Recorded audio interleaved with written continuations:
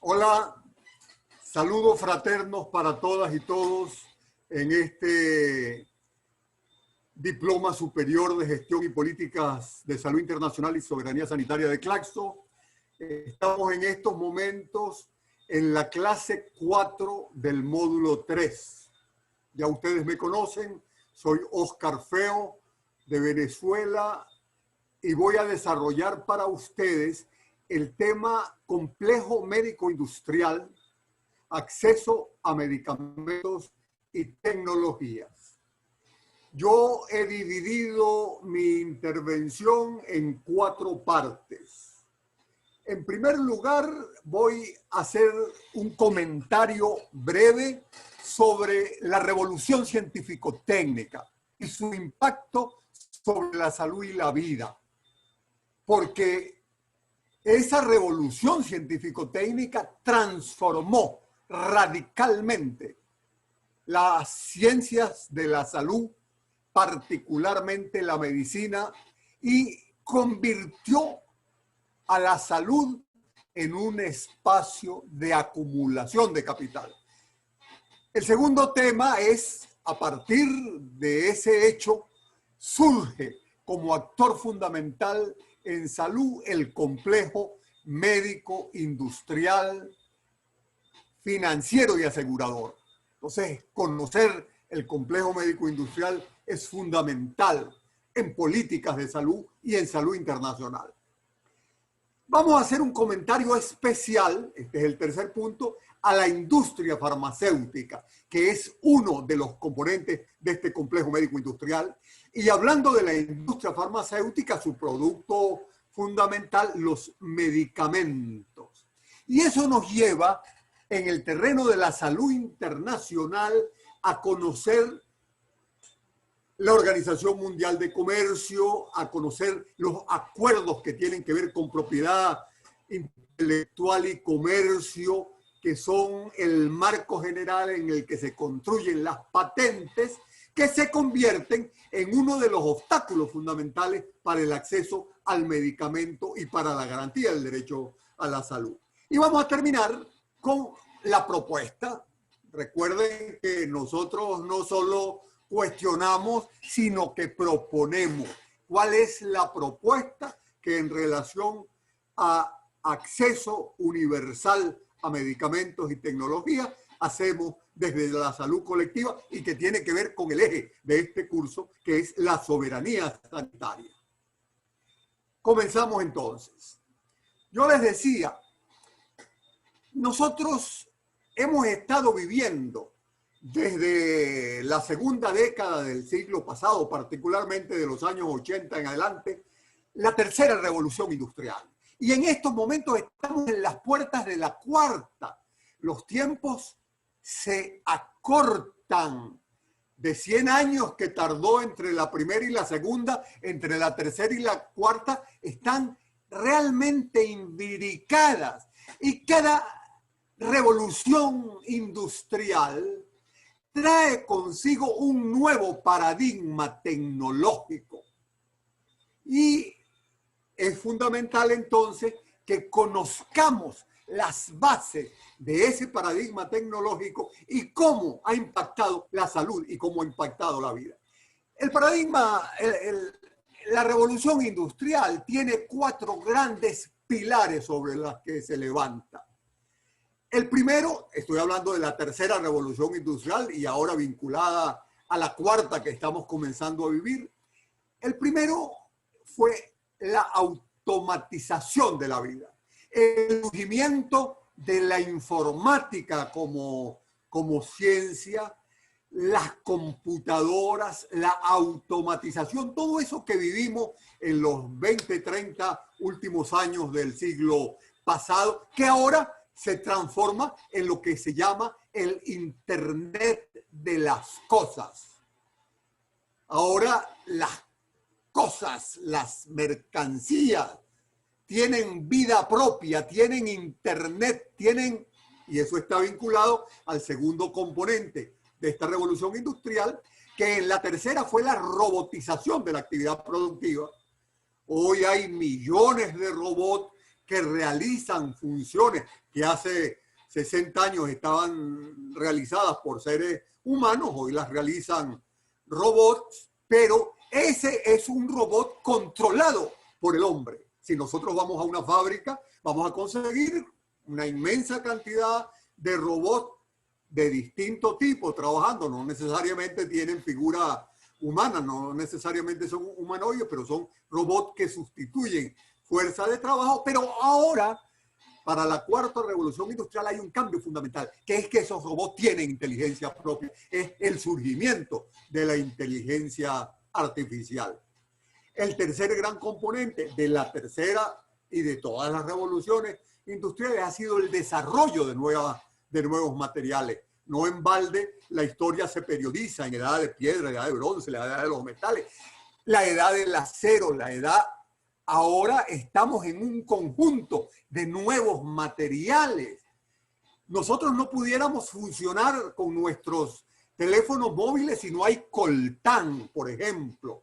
Buena parte de los desarrollos en la traumatología o en la cardiología tienen que ver con el desarrollo de nuevos materiales con los que se hacen las prótesis o con los que se hacen los materiales que se injertan en algunos lugares del cuerpo humano. Y ahora en la cuarta eso se complejiza con la nanotecnología. Ya no son solo nuevos materiales, que son nuevos materiales que pueden ser del tamaño de una pequeña espora que somos incapaces de ver, pero que podemos respirar o que nos pueden insertar bajo la piel y que va a tener funciones y que ya están teniendo funciones importantes. Y el cuarto componente, la biotecnología, la ingeniería genética. Bueno, ya estamos viendo todas las vacunas que en estos momentos se están haciendo, no son las viejas vacunas de hace 50 o 100 años, ahora son las vacunas recombinantes que parten de modificar la estructura genética del virus, de la bacteria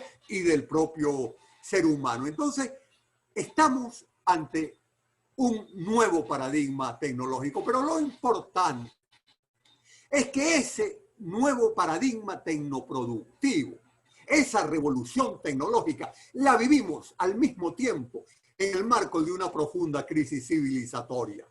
Crisis civilizatoria que es la crisis fundamentalmente de un modelo de acumulación de capital.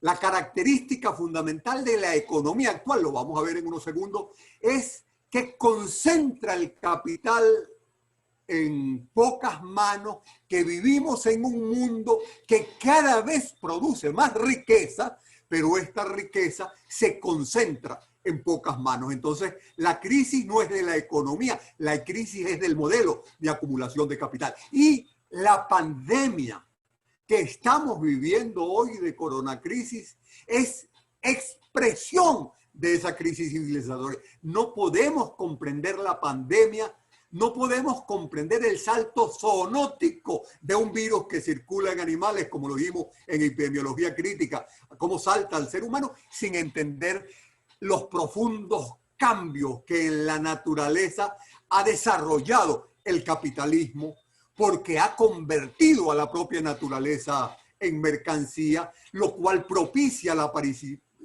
de esta pandemia o de algunas otras que pueden venir, o de desastres naturales que tienen que ver justamente con el componente ambiental de esa crisis civilizatoria. Pero todo esto que estamos viviendo, y lo estamos sintiendo en estos momentos nosotros, está modificando sustancialmente la forma como vivimos, la forma como trabajamos, la forma como nos relacionamos entre nosotros. Esta pandemia es una clara expresión de un cambio total de la forma de vivir y de relacionarnos. Pero lo que viene todavía en la pospandemia, no sé, en el marco de la transición a un nuevo modelo civilizatorio, será totalmente diferente a lo que hemos como género humano conocido hasta ahora. Porque esas transformaciones van a combinar nuevas tecnologías informáticas, de comunicación, nanotecnología, inteligencia artificial, grandes avances que nos pudieran permitir resolver los problemas de la humanidad, pero que no lo hacen porque están al servicio del capital, del lucro y de la ganancia. Y que al mismo tiempo agreden a la naturaleza y al planeta, produciendo serias agresiones a la vida y a la forma como vivimos. Entonces, esto, ¿qué tiene que ver con medicamentos y con tecnología? Fíjense, yo me gradué de médico en la década de los 70. Ustedes ven aquí un pequeño maletín. Allí yo tenía toda la tecnología que necesitaba para hacer el diagnóstico de la enfermedad, con un tensiómetro, un equipo de otorrino, con un martillito, con una escobilla con la que medía la sensibilidad, una aguja. Eran cosas de relativa baja complejidad. La clínica médica se basaba fundamentalmente en el examen del paciente. Yo pasaba media hora, una hora examinando, tocando, conversando con el paciente, porque las tecnologías eran de baja complejidad. Eso cambió radicalmente en los últimos 30 años. Ahora el médico no toca al paciente, no conversa con el paciente, le manda a hacer tomografías, ecocardiogramas, utiliza cualquier cantidad de mecanismos diagnósticos de laboratorio, porque se transitó de una medicina individualizada, dirigida a la persona, a una biomedicina de altísima densidad tecnológica, donde la imagenología, la robótica y la biotecnología, que son componentes de esa tercera revolución industrial, cambiaron todo. Entonces cambiaron la forma como se hace la medicina, la forma como se hace la enfermería, la forma como se hace en la farmacia, la forma como se relaciona en el sector salud y en los sistemas de salud el profesional de distinto tipo con la población o con el paciente. Eso trajo algunos beneficios para el diagnóstico y para el tratamiento de enfermedades, sin ninguna duda. Pero lamentablemente, buena parte de esos beneficios están reducidos a sectores muy minoritarios de la población. Las grandes mayorías no acceden a esa medicina de alta densidad tecnológica. Y además vino acompañada de una marcada deshumanización, de una marcada mercantilización de la práctica y de una marcada medicalización de la vida, como lo vamos a ver dentro de poco. Entonces, esto es fundamental porque trae una consecuencia. Y la consecuencia de ese cambio es que la salud, y particularmente la medicina, que es la que atiende a la enfermedad, se han convertido en espacios para la acumulación y reproducción del capital. Eso no era así hace 50 años. Cuando hablemos de economía política de la salud, que me va a tocar hablar con ustedes de aquí a mes y medio sobre economía política de la salud, les demostraré cómo la salud hace 100 años era un factor fundamental para el capital, pero era un factor fundamental para el capital porque el capital necesitaba trabajadores sanos para que trabajaran, para que aportaran su fuerza de trabajo a la transformación de las materias primas y de la naturaleza, y necesitaba gente que consumiera sana. Eso cambió. Hoy la salud ya no solo es un factor importante para el capital, sino que es un espacio de acumulación para el capital por sí mismo. Y eso hace que surja el complejo médico industrial financiero. Miren, yo quiero ponerle este ejemplo para que se comprenda bien lo que yo estoy diciendo. Esto fue una encuesta y una investigación periodística que hizo Forbes, que es una revista mexicano-norteamericana o norteamericano-mexicana que se dedica al análisis de la riqueza en el mundo. Bueno, para conocer las industrias que más ganaban En el mundo, Forbes investigó el margen de ganancias de 19 sectores en los Estados Unidos. ¿Y qué encontró esa investigación? Que con un margen de más del 20% eran las industrias de la salud las que encabezaban la lista de los sectores industriales que mayor margen de ganancia producen, y la superestrella de esta rentabilidad eran de la industria farmacéutica, Pfizer, Merck, Johnson & Johnson. Fíjense esta gráfica. Esta gráfica es la que aparece en el trabajo de Forbes. Las industrias más rentables. En primer lugar, salud. Por encima de los bancos. En segundo lugar, los bancos. En tercer lugar, Internet. Los servicios tecnológicos que tienen que ver con todo este mundo. A mí eso me sorprendió. Yo no podía creerlo. Yo tuve que ir a investigarlo con más a fondo. Y me convencí de que la salud se había convertido por sí sola en un espacio de acumulación y reproducción de capital. Entonces, al aparecer la salud como espacio de lucro y de ganancia, surge el complejo médico-industrial. Vamos a dedicarle la segunda parte de esta charla a explicar qué es eso del complejo médico-industrial y cómo sus intereses económicos se convierten en un actor fundamental del sector salud y de las políticas de salud. Solo para complementar la información que les he dado, el informe de Oxfam del 2017, Oxfam todos los eneros saca un informe sobre la distribución de la riqueza. En el último informe dicen que el 1% más rico de la población posee más riqueza que el resto del planeta, que hay superconcentración de la riqueza. Eso lo saben ustedes. Lo que probablemente no saben es que las empresas, lo dice también ese informe de Oxfam, que mayor ganancia y crecimiento están teniendo, las que mayor cantidad de acumulación de capital están teniendo son las empresas de la salud, del complejo médico-industrial. Y eso nos lleva entonces a definir qué es el complejo médico-industrial. Bueno, el complejo médico-industrial son grandes corporaciones privadas cuyo negocio es la enfermedad, no la salud, cuyo negocio es atender la enfermedad. Y para ello producen tecnología médica, medicamentos, servicios clínicos seguros, y su interés fundamental es la ganancia, no la salud de la población. Fíjense ustedes cómo está configurado lo que hoy llamamos complejo médico industrial financiero y asegurador. En primer lugar, por la industria farmacéutica, que produce medicamentos y vacunas. Por la industria tecnomédica, que produce toda la tecnología dura, los tomógrafos, los resonadores, los ecocardiógrafos, los aceleradores, los robots que hacen cirugía.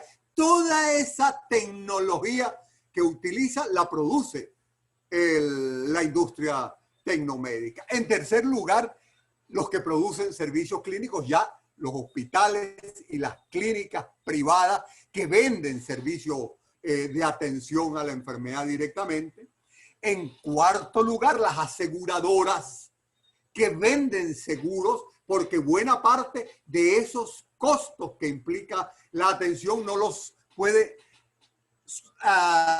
atender directamente la persona porque son extremadamente costosos, y entonces, bueno, hay sistemas de salud universales que le garantizan los servicios a la gente, o hay sistemas de salud en donde la gente se asegura y el seguro es el intermediario y entre él y la prestación. Entonces hay toda esta industria de aseguramiento, de seguros de atención a la enfermedad. Y bueno, por último, más pequeña, pero que no deja de ser importante, la que produce todos los insumos que se necesitan para todo lo que es el trabajo en salud.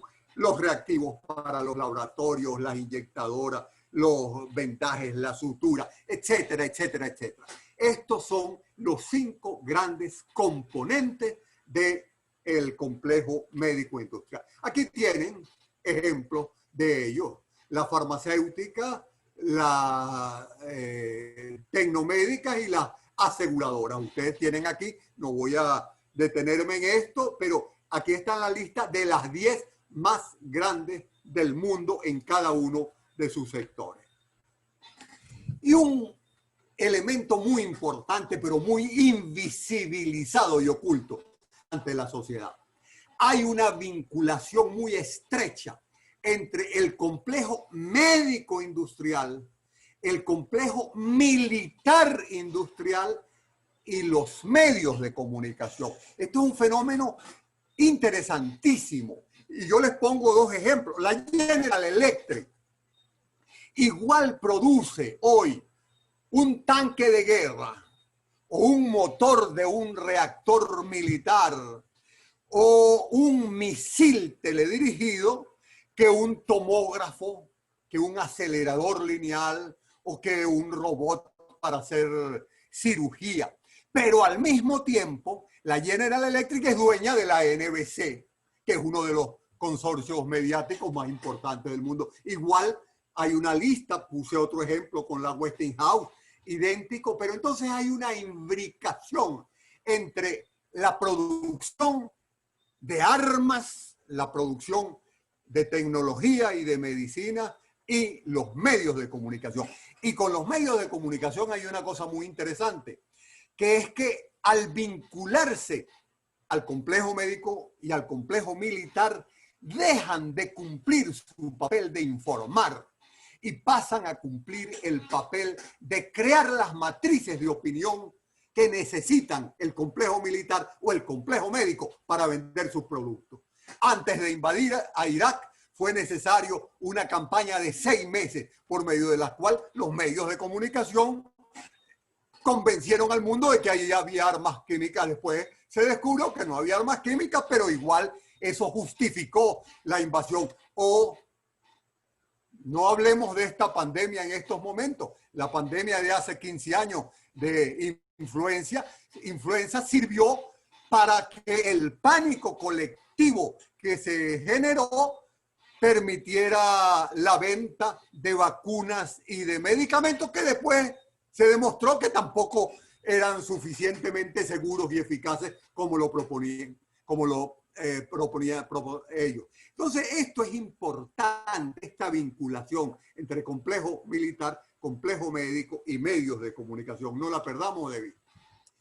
Entro al tercer tema de esta conferencia, de esta charla. La industria farmacéutica. Este señor que está aquí, Henry Gasten, que era el director de la Merck en los años 70, en una entrevista ingenua pero reveladora, le dijo a la revista que lo entrevistaba, Fortune, que su sueño, su objetivo era venderle medicamentos a las personas sanas, que venderle medicamentos a los enfermos era reducir su nicho de mercado a un pequeño número de personas, que lo que él quería era venderle a toda la gente. Bueno, y ese sueño de Gasten se convirtió en la guía de la industria farmacéutica. Y para ello, la industria farmacéutica empezó a desarrollar estrategias para cronificar y crear enfermedades. Aquí hay un libro que a mí me tocó prologar, se llama La fabricación de nuevas patologías.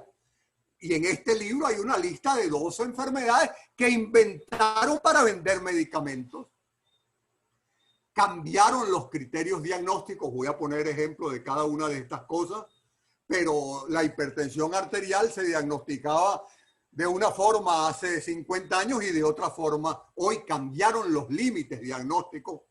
Y cambiando, por ejemplo, el límite diagnóstico de la diabetes, lograron hacer que millones de personas que no estaban enfermas pasaran a ser prediabéticos. O sea, la industria farmacéutica se convirtió en una maquinaria muy potente para vender medicamentos a la población. Y por supuesto, convirtió a los médicos en prescriptores y a la población sana en consumidores. Esta señora que está aquí, Marcia Angel, escribió un libro excelente. Yo se los coloqué, lo tienen en la bibliografía de este curso. No aspiro que lo lean completo, pero sí que lo tengan. Se llama La verdad acerca de la industria farmacéutica. Cómo nos engaña y qué hacer al respecto. Esta señora es una médica que fue durante más de 20 años la editora principal del New England Journal of Medicine, una de las revistas científicas más importantes de los Estados Unidos. Y ella dice en ese libro, esto está textualmente copiado del libro, que la industria farmacéutica se alejó de su loable propósito inicial, que era descubrir y producir fármacos útiles. Hace 60 años producían antibióticos que eran fundamentales para combatir y curar algunas enfermedades. Pero ahora es una maquinaria comercial de venta de drogas de dudosos beneficios que utiliza su riqueza y su poder para cooptar todas las instituciones que se le cruzan por el camino. Ella cuenta en este libro cómo, siendo ella editora del New England Journal, la presionaban para que publicara artículos que favorecían el consumo de determinados medicamentos, independientemente de la fiabilidad de esos resultados. Y esto condujo a la medicalización de la vida y la mercantilización de la salud. Y este señor que está aquí, Richard Roberts, fue premio Nobel de Medicina. ¿Y qué decía él? Él dice, las grandes farmacéuticas no están interesadas en curar las enfermedades. Están interesadas en cronificar las enfermedades. Entonces, él señala que conoce muchos casos de investigadores que han dejado de investigar medicamentos que pudieran curar, porque hoy lo que le importa a la industria farmacéutica no es curar, sino es vender medicamentos. Como lo dice él aquí, su negocio está en descubrir medicinas que no curan, que te hacen experimentar una mejoría, pero que esa mejoría desaparece si dejas de tomar el medicamento. Entonces, hoy hay revisiones que los especialistas en eso, yo no soy especialista en eso, Velázquez, que fue el director de medicamentos de la OMS, tiene excelentes ejemplos, o Nuria Ómede y Ugalde, que probablemente van a dar una sincrónica con nosotros, tienen excelentes ejemplos, ellos son especialistas en eso, pero demuestran cómo en los últimos años, en los últimos 5 años, solo un medicamento que cura. Los demás son medicamentos que tratan, pero que no curan la enfermedad. Aquí están algunos ejemplos. Las estatinas. Entonces, inventaron este medicamento para disminuir el colesterol y los triglicéridos.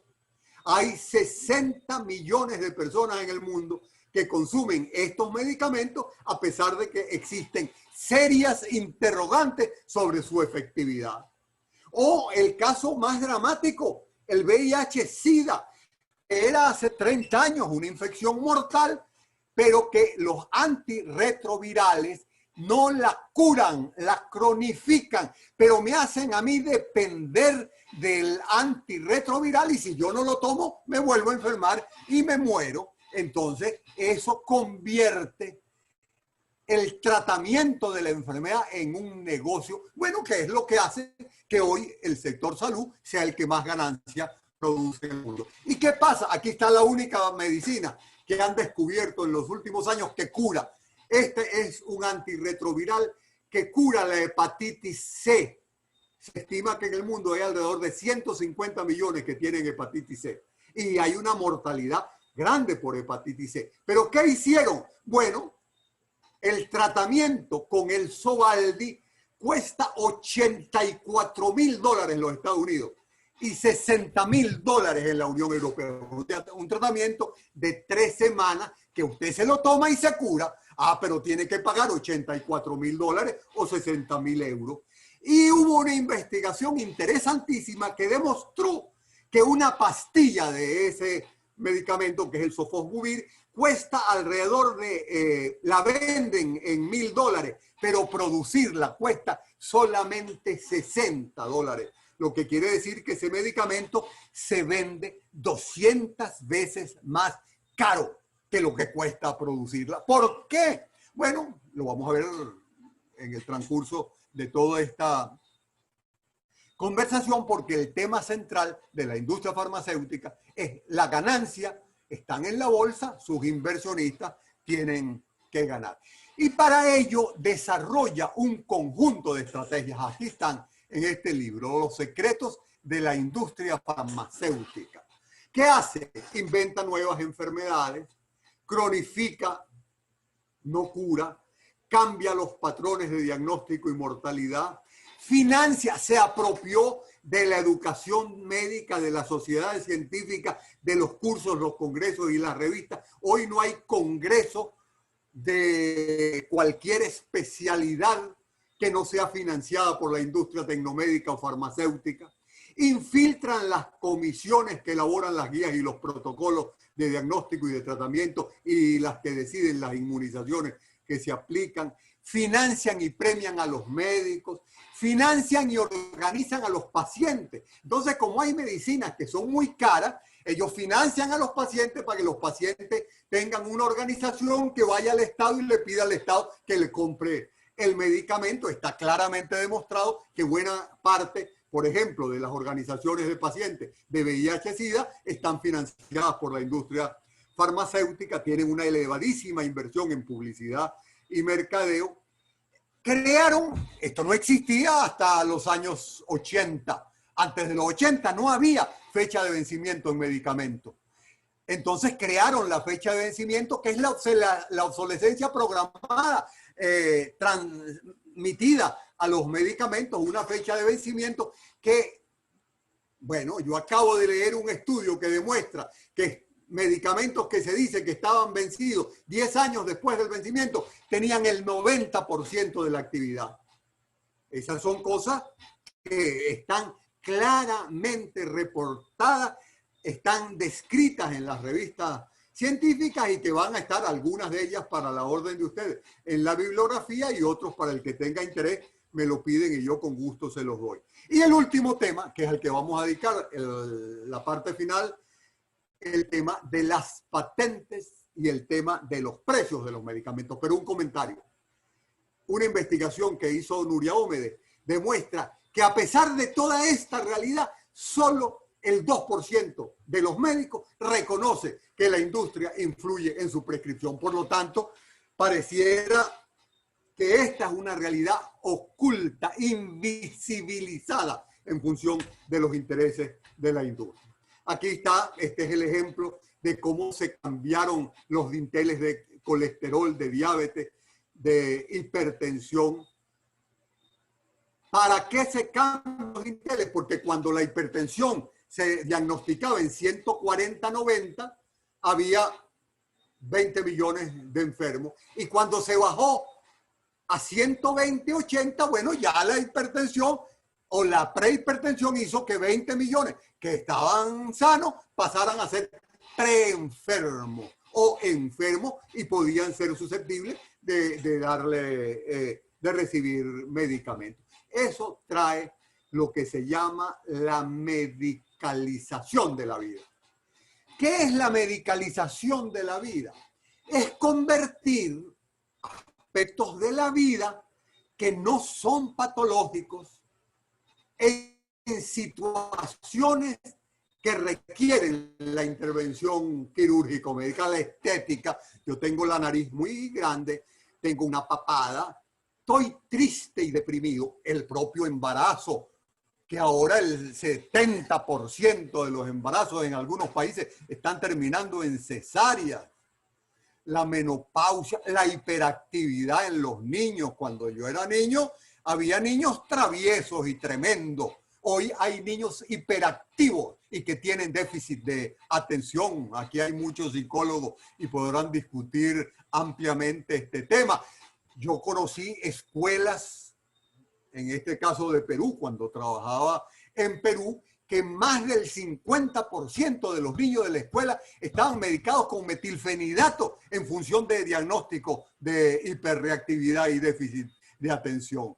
Lo que se descubría poco era el negocio que había alrededor de la prescripción de ese medicamento, bueno, entonces convierten estados normales en patologías que se resuelven con medicamentos, convierten la salud en una mercancía y privatizan los servicios. Y aquí hay muchos libros. Miren, la medicalización de la vida cotidiana, el negocio de la salud como negocio. Esto está ampliamente descrito y estudiado. Aquí no me voy a detener tampoco. Esto es ejemplos de situaciones, los niños inquietos. Y fíjense ustedes que hay una enfermedad ahora que se llama la enfermedad de las piernas inquietas, el que mueve mucho las piernas, a lo mejor algunos de ustedes la están moviendo ahorita, eso se llama ahora la enfermedad de Willis-Hepburn y los tratan con ansiolítico. O, bueno, miles de casos. Terminamos. La industria farmacéutica no responde a las necesidades de salud de la sociedad, responde a las necesidades de ganancia de sus inversionistas. Y un ejemplo de actualidad es la crisis de coronavirus y las ganancias del complejo médico industrial. Por cierto, Oxfam acaba de publicar hace 3 semanas un estudio donde identifica a los grandes ganadores de la pandemia. ¿Quiénes son? Por supuesto, el comercio electrónico, las empresas tecnológicas y el complejo médico industrial y la industria farmacéutica. Esto nos lleva ya casi al final de esta presentación. Para comprender el tema del acceso a los medicamentos tenemos que ir a la Organización Mundial de Comercio, la OMC. Tenemos que conocer los tratados comerciales que tienen que ver con la propiedad intelectual y las patentes, que hay un acuerdo fundamental que se llama el ADPIC en español, que es el Acuerdo sobre Derechos de Propiedad Intelectual y Comercio, que en inglés se llama TRIPS, el Trade Related Intellectual Property. Entonces, son acuerdos que forman parte de la dinámica de los países y la Organización Mundial de Comercio. La Organización Mundial de Comercio ha señalado que 1/3 de la población no tiene acceso a los medicamentos que necesita y que debido a eso mueren en el año, cada año 10 millones de personas por falta de acceso a medicamentos. En el mundo mueren alrededor de 60 millones de personas al año, entre 50 y 60. Bueno, una quinta parte mueren por falta de acceso a los medicamentos que necesitan, por supuesto, el grueso de ellos en los países de la periferia del capitalismo desarrollado. ¿Y a qué se debe esa falta de acceso? Fundamentalmente a los altos costos. ¿Y a qué se deben los altos costos? A las patentes, ya lo vamos a ver.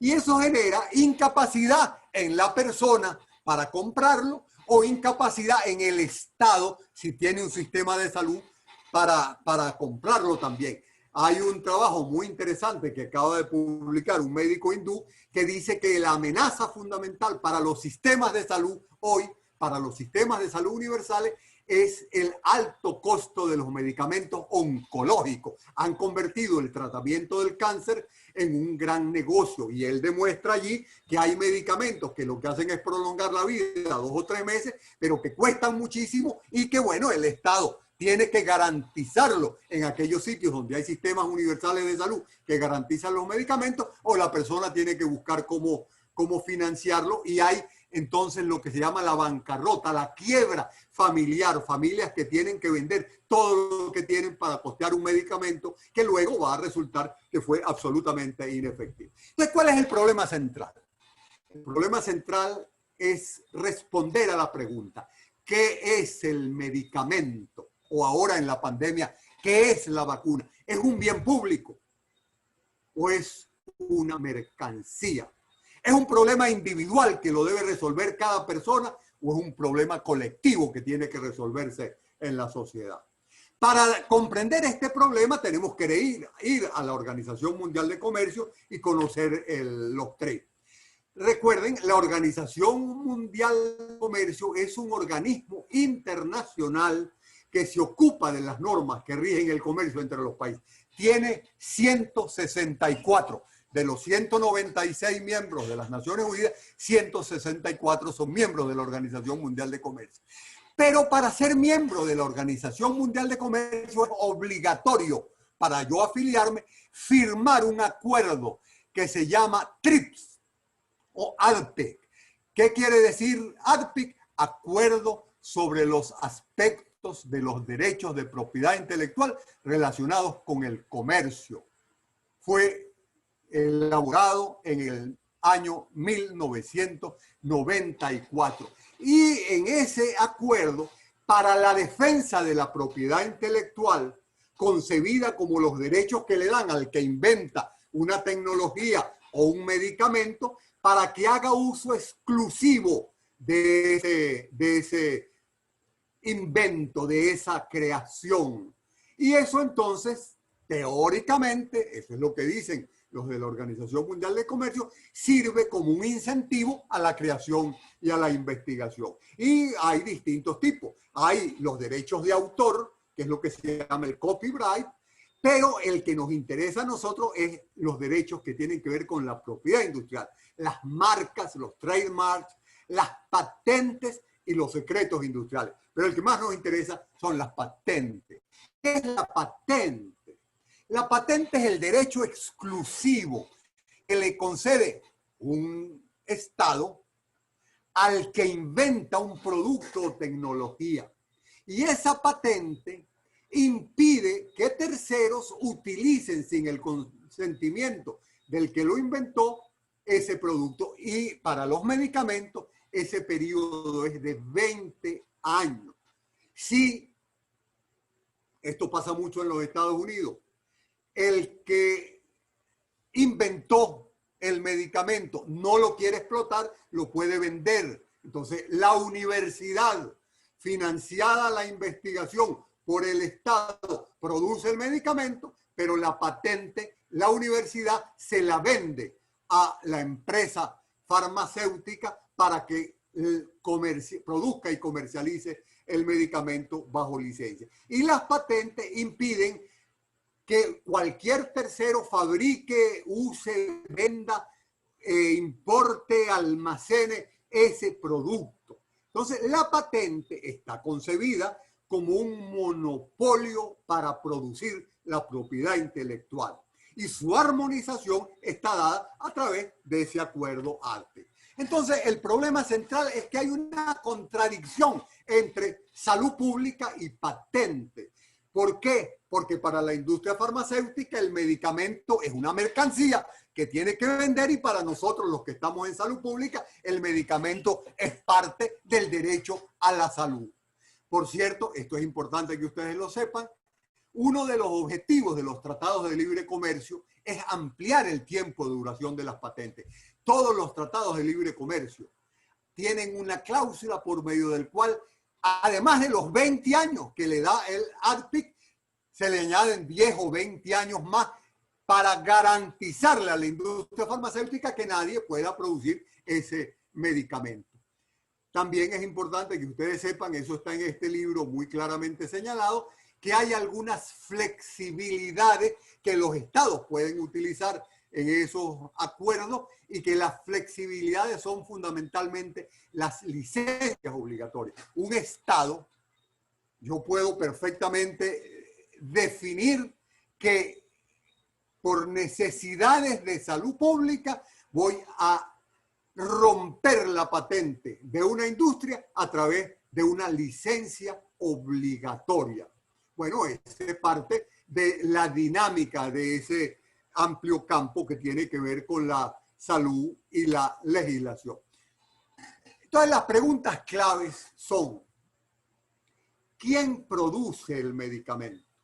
Bueno, la mentalidad de la sociedad en la que vivimos es que el medicamento lo produce la industria farmacéutica, que es la industria privada. Yo, cuando fui secretario ejecutivo del Organismo Andino de Salud, que me reunía con los 6 ministros de los países andinos, los ministros tenían en la cabeza la idea de que su papel era comprar medicamentos. Y yo les decía, pero ¿por qué no se producen los medicamentos? Pónganse de acuerdo entre los países para producirlos entre ustedes, en vez de ser dependientes de la industria farmacéutica. Y algunos decían, no, no, no, no, eso es muy complicado, dejemos que la industria farmacéutica haga eso. O había otros que decían, oye, es una buena idea, vamos a empezar a producir nosotros nuestros propios medicamentos. Entonces, ese es un primer gran tema. ¿Quién produce y para qué y para quién produce? ¿Produce para la población y para la satisfacción de los problemas de salud o produce para el mercado y para la ganancia y el lucro? El segundo tema es quién hace la investigación y quién desarrolla la tecnología. Buena parte de las patentes son producidas por investigaciones que se hacen en universidades, pero que son vendidas al complejo médico industrial. Bueno, ese es parte del tema. Yo creo que un tema central, lo vamos a ver ya cerrando, es que el país, si quiere tener soberanía sanitaria, tiene que hacer investigación y desarrollo tecnológico. No puede seguir siendo dependiente de la gran industria. ¿Quién regula las patentes y la propiedad intelectual? Bueno, la regula la Organización Mundial del Comercio, que hace obligatorio que los países firmen los ARPIC, los TRIPS. ¿Quién determina los costos? La industria, porque no tiene competencia. Entonces ya ustedes ven cómo el Sovaldi cuesta 200 veces más de lo que vale, 200 veces más que lo que cuesta producirlo. Y el último tema es, hay uso racional del medicamento. Hay estudios bien interesantes que demuestran que de toda la farmacopea habrá 200 medicamentos útiles y necesarios y hay miles que son absolutamente inútiles e innecesarios. Fin, terminamos con la propuesta. ¿Cuál es la propuesta que hacemos nosotros desde la salud internacional sur-sur, desde la salud colectiva? Bueno, la propuesta es romper la dependencia, es construir soberanía sanitaria, es hacer investigación, desarrollo y producción pública de medicamentos como política de Estado.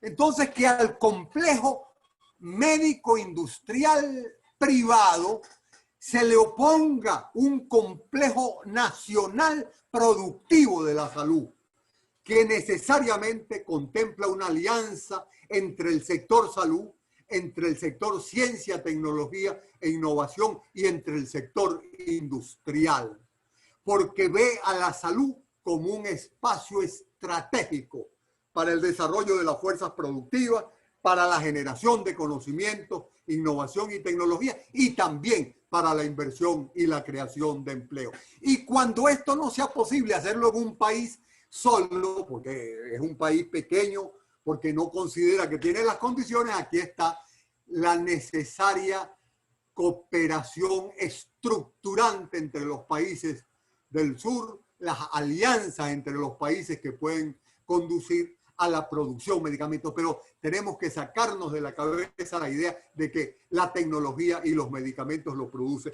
la industria privada. Entonces, esta ya es la última lámina, el complejo productivo de la salud, el complejo público de la salud, que impone a los sectores industriales, a las industrias de base química y biotecnológica a producir fármacos, medicamentos, vacunas, hemoderivados, reactivos para el diagnóstico, y a las industrias de base mecánica y electrónica a producir los equipos médicos, electrónicos, dispositivos para el diagnóstico en el marco de un sistema público, universal y nacional de salud, que ve a la investigación, a la producción, a la innovación y a los servicios que se le prestan a la población como un mecanismo fundamental para garantizar el derecho a la salud y para garantizar el acceso universal a los medicamentos, a las tecnologías y a los insumos necesarios.